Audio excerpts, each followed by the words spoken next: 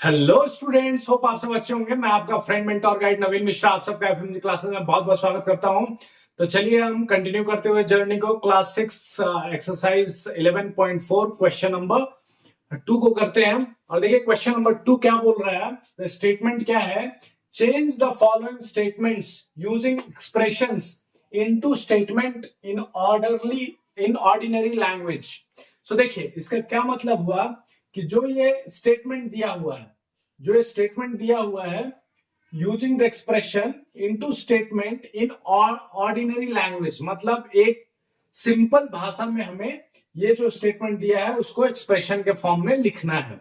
ठीक है, तो चलिए हम पहला क्वेश्चन पढ़ते हैं। ए नोटबुक कॉस्ट ₹P। ध्यान से देखिए, एक नोटबुक है जिसका कॉस्ट है कितना, ₹P। अब बुक कॉस्ट ₹3P। अब इसको हमें क्या करना है, एक एक्सप्रेशन के फॉर्म में हमें बताना है कि क्या ये एक नोटबुक जिसका कॉस्ट ₹P है और एक बुक है जिसका कॉस्ट ₹3 है। तो इसको एक एक्सप्रेशन के फॉर्म में हम क्या लिख सकते हैं। तो क्या हम यहां से देख रहे हैं कि कोई चीज ₹P की है और कोई चीज ₹3 की है, मतलब क्या हम बोल सकते हैं कि एक बुक का cost 3 time cost of notebook है, एक किताब का कॉस्ट 3 गुना है 3P। देखिए यहाँ पे अगर आपने ₹10 में एक नोटबुक खरीदा तो आपको बुक खरीदने में कितने पैसे लग रहे हैं, 3 इंटू P, मतलब 10 इंटू 3, ₹30। तो आप ये बोल सकते हैं कि जो बुक का कॉस्ट है वो नोटबुक के कॉस्ट के 3 गुना है, मतलब एक बुक का जो कॉस्ट है वो उतने पैसे में हम 3 नोटबुक खरीद लेंगे। तो इसको एक स्टेटमेंट में कैसे लिखेंगे, तो आप स्टेटमेंट में ऐसे लिख सकते हैं कि a book cost 3 times,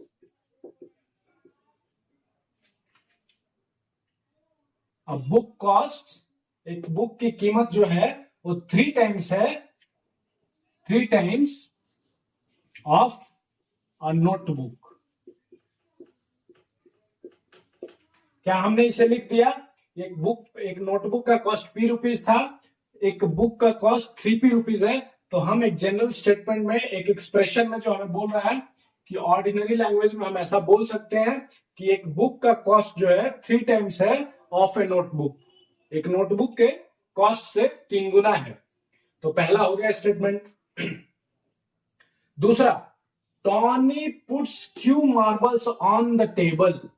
Tony एक लड़का है जो कि आप भी हो सकते हैं, वो क्या करता है, क्यू मार्बल्स, कितने मार्बल्स, क्यू का वैल्यू 5 हो सकता है, 10 हो सकता है, कुछ भी, मतलब क्यू नंबर ऑफ मार्बल वो क्या करता है, टेबल पे रखता है। He has 8 Q marble in his box. अच्छा, उसके पास एक बॉक्स है, उसमें कितने मार्बल है, 8 क्यू रख सकता है वो, और वो कितना टेबल के ऊपर रख रहा है, क्यू। आप समझिए, टेबल के ऊपर टॉनी ने कुछ क्यू मार्बल रखे, ठीक है, और उसके बॉक्स में he has 8 Q marbles in box, एक बॉक्स है जिसमें 8 क्यू मार्बल्स है। तो क्या हम इसमें स्टेटमेंट लिख सकते हैं कि बॉक्स कंटेन्स 8 टाइम्स, यहां पे देखिए क्यू है, यहां पे 8 क्यू है, मतलब 8 Q times marble, box can contain 8 times marble which is on the table. ठीक है, तो ऐसे आप लिख सकते हैं कि टॉनी पुट क्यू मार्बल वो कहां रखता है, टेबल पे, लेकिन उसके बॉक्स में कितनी कैपेसिटी है, कितना रख सकता है, 8 क्यू मतलब 8 टाइम्स। ओके, तो आप ऐसे स्टेटमेंट लिख सकते हैं कि Tony box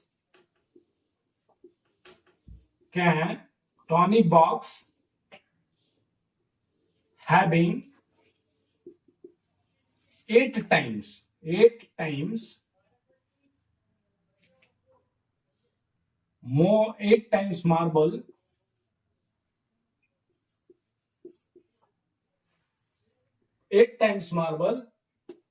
of 8 time marbles as of the table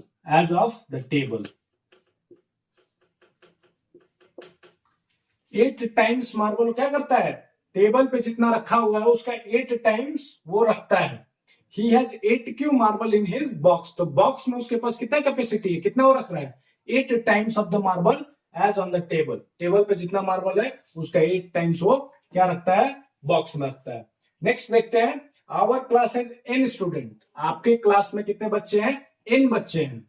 the school has 20 n students, अच्छा देखिए तो स्कूल में टोटल स्टूडेंट कितने हो गए, 20 टाइम्स, तो आप इस क्लास में आपके n स्टूडेंट है और पूरे स्कूल में कितने 20 n है, तो क्या आप बोल सकते हैं, क्या आप बोल सकते हैं कि school having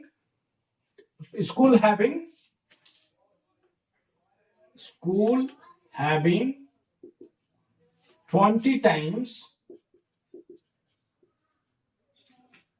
students as student, school having 20 times students as of our class, हमारा क्लास जो है, हमारे क्लास में n स्टूडेंट थे लेकिन स्कूल में कितने थे 20 n, तो हम ये बोल सकते हैं कि हमारे स्कूल में our school having 20 times student as compare to our class या एज ऑफ आवर क्लास, ठीक है, हमारे क्लास से उसमें कितने हैं 20 गुना ज्यादा जो है स्टूडेंट है स्कूल में। अब नेक्स्ट क्वेश्चन देखते हैं, Jaggu is Z years old, Jaggu एक लड़का है या जो भी है वो क्या है जेड ईयर्स ओल्ड है, जैसे कि आप हैं, मान लीजिए आप जेड ईयर्स ओल्ड है। हिज अंकल इज 4 जेड, मतलब अंकल कितने गुने हो गए 4 टाइम्स उससे बड़े हैं, years old, and his aunt, उसकी आंट कितनी हो गई 4 जेड -3, मतलब जो अंकल की एज है उससे वो 3 साल छोटी है, माइनस मतलब 3 साल छोटी, अगर प्लस हो जाता तो 3 साल बड़ी हो जाती। तो अब इस पूरे स्टेटमेंट को आप कैसे लिखेंगे एक्सप्रेशन के फॉर्म में, सो जग्गू अंकल इज 4 टाइम्स, ऐसा लिख सकते हैं आप, क्या लिख सकते हैं, इसमें 2 स्टेटमेंट बनेगा, तो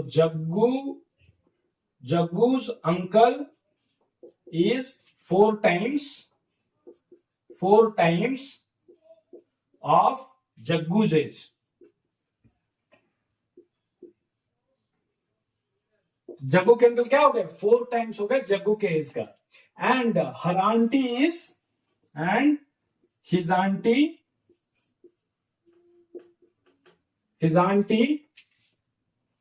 उसकी आंटी क्या है 4 जेड किसकी उम्र है, उसके अंकल की, अंकल की उम्र क्या है यहाँ पे देखिए 4 z, his uncle age is 4 z years, so अगर अंकल 4 जेड है तो आंटी कितनी हो गई 4 जेड -3, मतलब हिज आंटी इज 3 years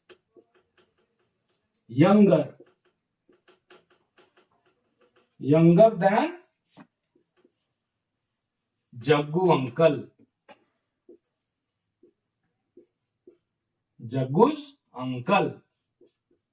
आपको समझ में आ रहा है स्टेटमेंट क्या है, देखिए यहाँ पे क्लियर स्टेटमेंट दिया है कि आपकी उम्र जो है वो जेड ईयर है, आपके अंकल की उम्र जो है 4 जेड है, मतलब आपके अंकल जो है वो आपसे 4 गुना बड़े हैं, और जो आपकी आंटी है वो अंकल से 3 साल छोटी है, मतलब अंकल का जो एज 4 जेड है उसमें से 3 यहाँ पे माइनस किया गया है, तो उसको आपकी आंटी जो है अंकल की उम्र से 3 साल छोटी है।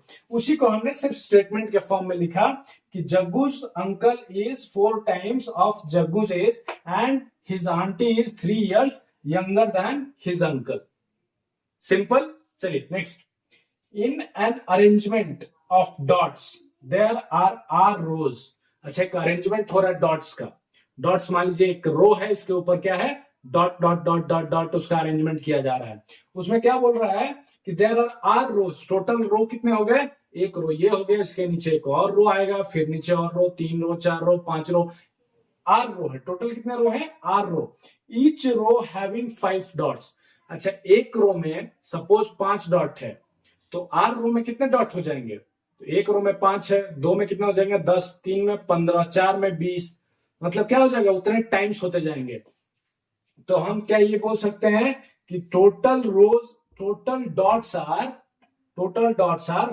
5 times of the total rows, जितने रो होंगे, एक रो में 5 है तो जितने रो होंगे उतने टाइम्स इंटू 5 करना है, तो टोटल डॉट्स आर, ऐसे लिख सकते हैं आप, total dots are 5 times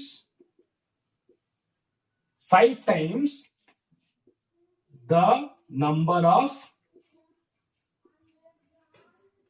of rows। मतलब टोटल डॉट जो होंगे वो 5 गुना होंगे। कैसे होंगे एक बार फिर से आप देख लीजिए। अगर यहाँ पे मैं आपको दिखाना चाहूँ तो ये देखिए, एक रो है, ये मान लीजिए इसमें कितने डॉट है, 1 2 3 4 5। दूसरा रो फिर बना एक, मान लीजिए ये रो बना 1 2 3 4 5। तीसरा रो बना 1 2 3 4 5। वैसे वैसे वैसे वैसे रो बनते जाएंगे। सपोज कीजिए rth रो है, टोटल कितने रो बोल रहा है, आर रो बोल रहा है, तो ये आपका कितना हो गया, rth रो है। rth रो में कितना हो जाएगा, ये रो नंबर 1 है, ये 2 है, ये 3 है, ये r है।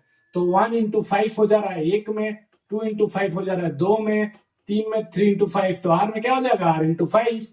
सो हम ये बोल सकते हैं कि नंबर ऑफ डॉट्स जो है वो 5 टाइम्स नंबर ऑफ रोज है। जितने नंबर ऑफ रोज है उसके 5 गुना, क्योंकि डॉट तो फिक्स है 5, रो जितने होंगे, आर है तो आर माइनस उससे कम या ज्यादा हो तो उतने टाइम्स ऑफ 5, उतना टाइम्स इंटू 5 कर देने से आपका टोटल नंबर ऑफ डॉट्स निकल जाएगा। तो हमने यही लिखा कि number of dots are 5 times the number of rows. या टोटल नंबर ऑफ डॉट्स या total dots are 5 times the number of rows. जितने भी रोज होंगे उसके 5 टाइम्स नंबर ऑफ डॉट होंगे। ठीक है, ये थोड़ा लेंदी हो गया क्वेश्चन। नेक्स्ट क्वेश्चन करते हैं। Thank you.